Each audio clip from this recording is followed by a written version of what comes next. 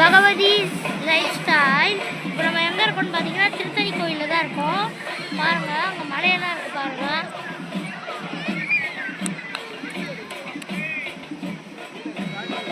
பாருங்கள் அங்கே ஒரு ஆறு சுற்றி மலை.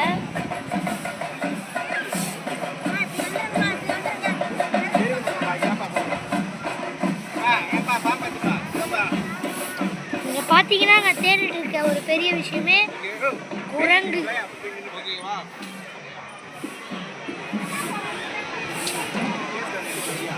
பெரிய பெரிய மலை.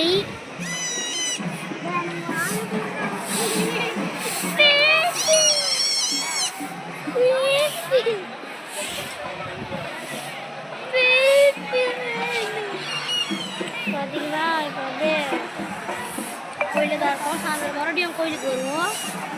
அது முருகான்னு எழுதிருக்கு. முருகா